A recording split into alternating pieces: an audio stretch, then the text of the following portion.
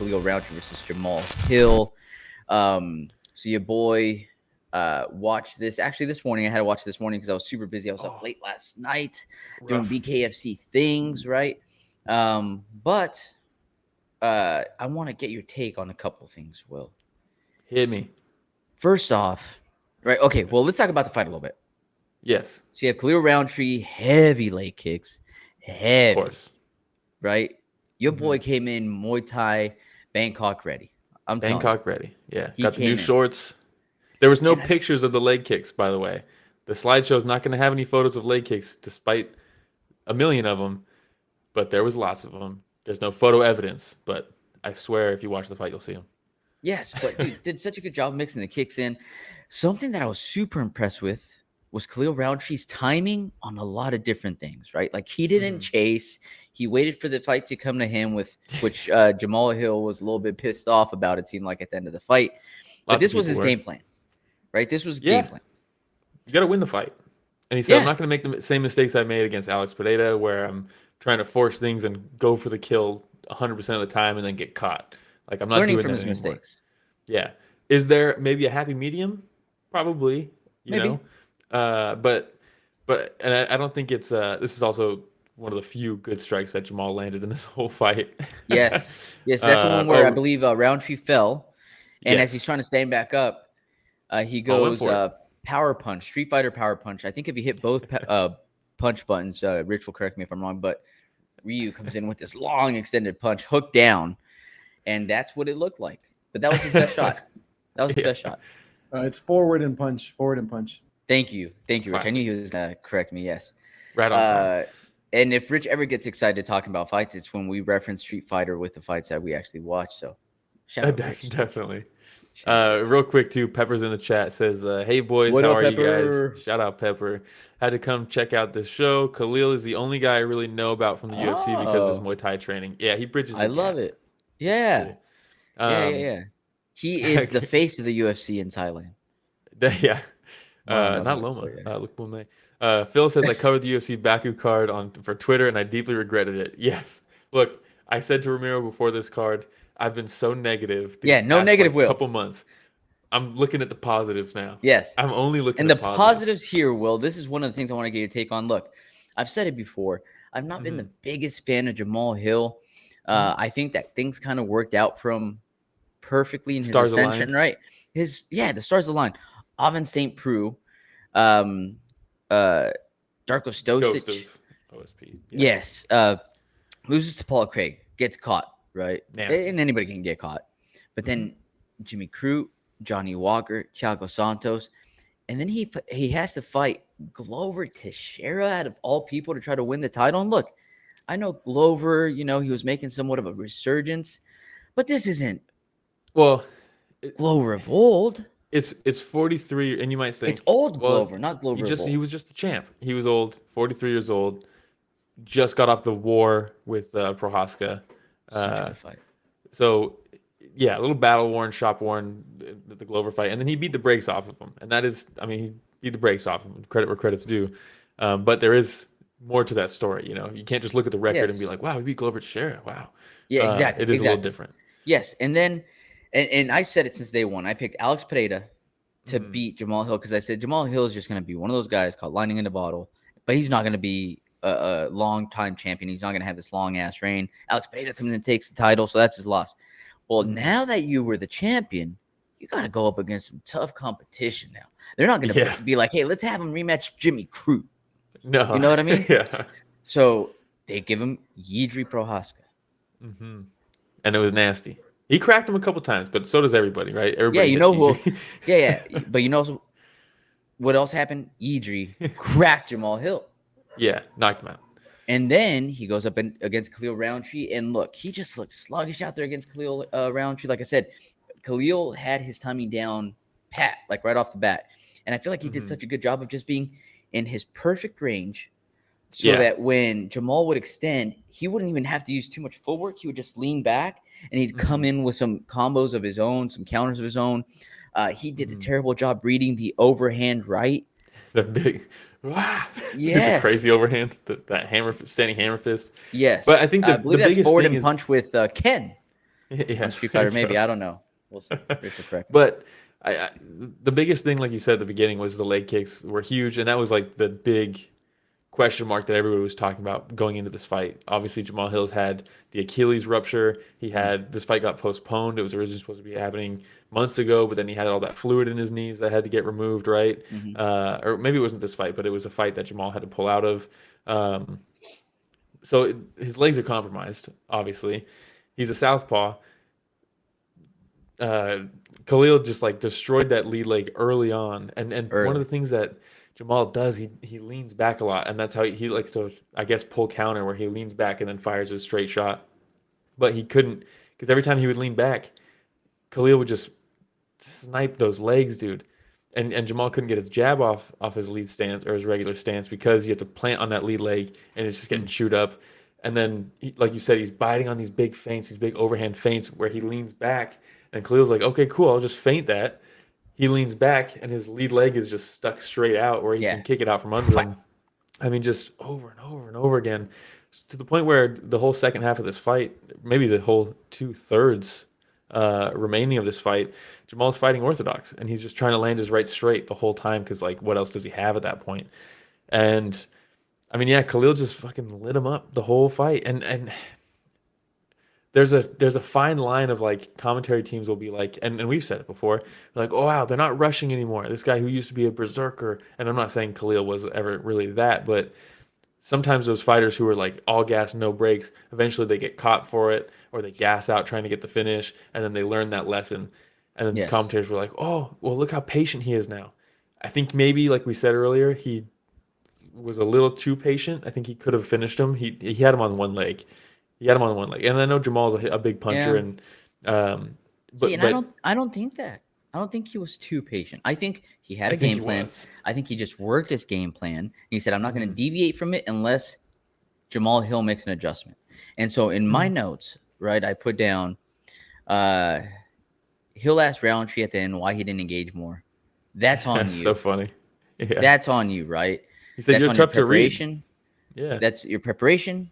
That's on your team. That's on your corner to make adjustments and say, Hmm. hey, this is what we got to do because you're losing every round. Yeah, and I know a lot of people are telling like they're shitting on his corner because there's a you can hear them say it's close, but going into the fifth round, but they really didn't tell him the fight's close. You might get this. They started that whole minute of corner work saying, "Hey, he's up in this fight. You need to go kill him." Like you need. It's not like they told him, "Hey, you might have won some of those rounds, and maybe you can win this round. And you'll get the win." No, the message was clear that he needs to finish. And I Yeah. know they're getting a lot of shit. I don't think it's on the corner. I think Jamal is Jamal, and I don't think physically he could go for the kill. His leg was So fucked, and that's you where. listen to the corner more, right? You listen to the corner more than I did.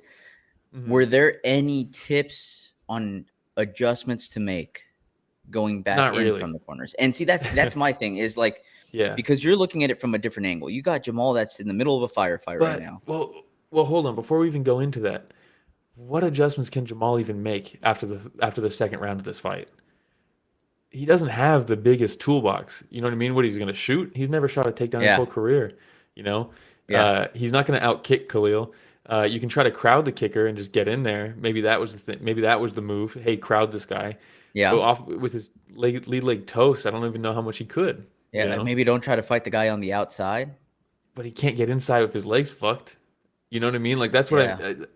I don't know if there's much more he could have done in this fight with his skill set. You know what I mean? So then you truly feel like it's just one of those things where it's, hey, we talked about it.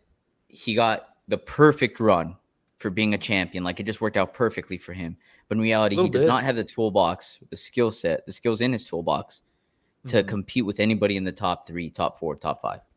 I don't even know if it's necessarily that. I mean, he'll always have a puncher's chance. If they fought 10 times, I think he does get him maybe a couple times.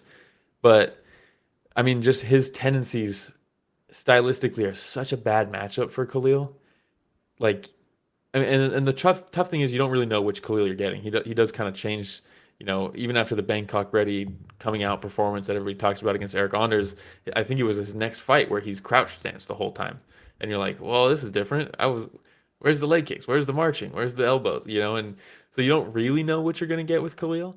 He's kind Yeah. of refined that a little bit, but yeah, Ghost. Hey, shout out Ghost in the chat. He says for Jamal, maybe spam high kicks to the head and build punches from there.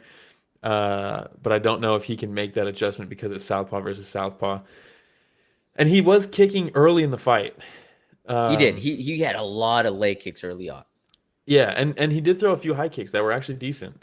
Well, it's tough. It's decent for Jamal. Like, Yeah. even if you watch his pad work before the fight, I saw someone post who was like, "Don't throw kicks like that after I already bet on you." And it was like a clip of him hitting pads in the back, and he throws a high kick, and it's like, dude, it's like I know he tore his Achilles, and that's gotta hurt as far as flexibility goes with high kicks, but like I just don't know if it's in his arsenal. I don't know if he's got like, look, we've all talked about Jamal's footwork issues. We've talked about his reaching issues, his overextending on punches issues that Udry was able to catch him off of. Like, there's not a lot. He does hit hard, and he is fairly accurate, given his mechanics. Yeah. But he clearly has decent vision too, as far as like evading shots and things like that. But except for the part of it, big overhand right. yeah, but that also, once your legs toast, you can't, you're defensively compromised. Even if you see the shot coming, you might still get cracked by it if you can't move out of the way. Before we go to Ghost's next comment, Pepper had a comment here. He had a question. He said, "I have a question. I made a video on low kicks, and someone talked about Pereira's low kick. I don't know too much about it. My first thought is to check it. Is it super super different move or something? It's very different considering." Compared to like what we see a lot in MMA, he doesn't wind up. He doesn't turn his hips over a lot of times. Doesn't telegraph.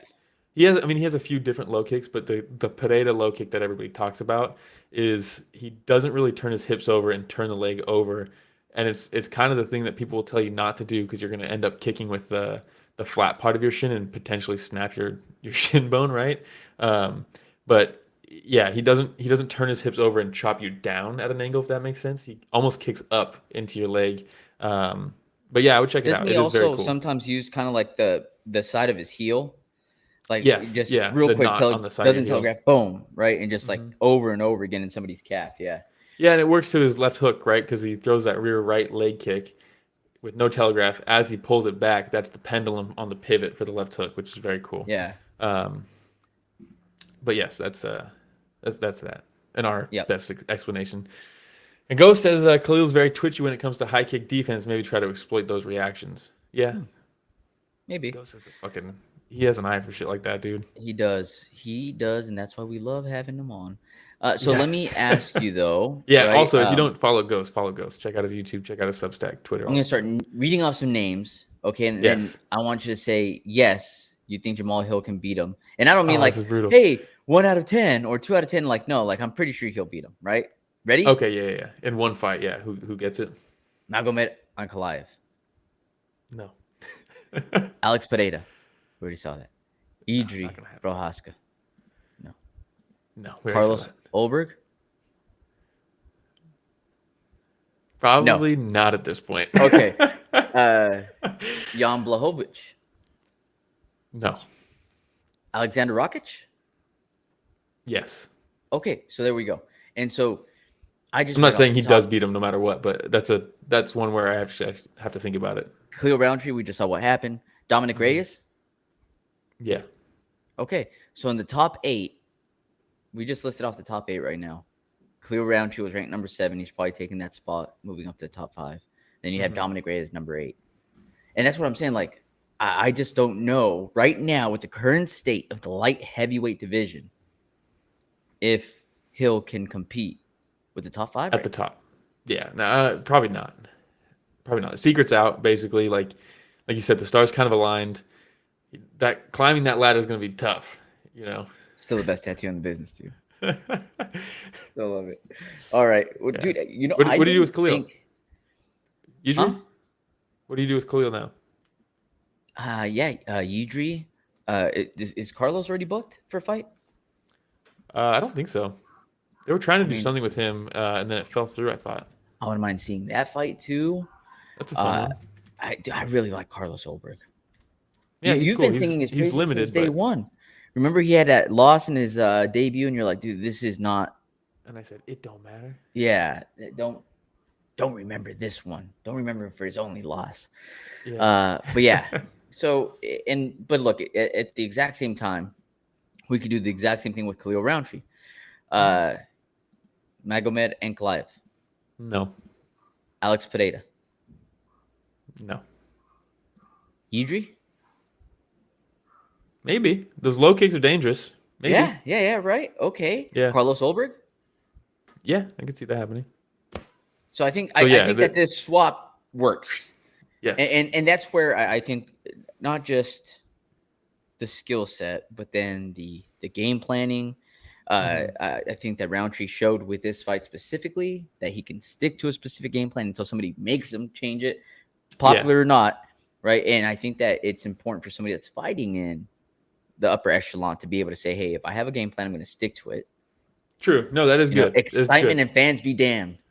Well, and that's the thing. It's like 3 knockdowns in a fight. How is it boring? It's like, well, good call. He took his foot off the gas twice in the third, in all those one big in the moments. Fourth. I think, and Jamahil's tough, right? He's a tough guy. Like, and he even said, he's like, yeah, you're hard to read, man. Like, I didn't want to.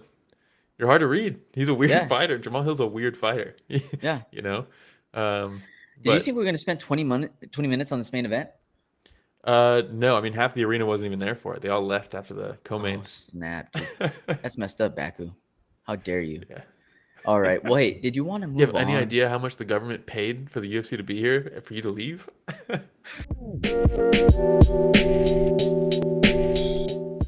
Hey, everybody. Ramiro and Will here. Thank you for watching that short clip. Just so you know, that was a small excerpt from what we covered this last Sunday. Right, Will? Yeah, we cover the entire event every weekend. So this was just a cutout from the live stream that we did. The link to that live stream is in the description. So if you want to hear about the other fights that night, it's down below in the description.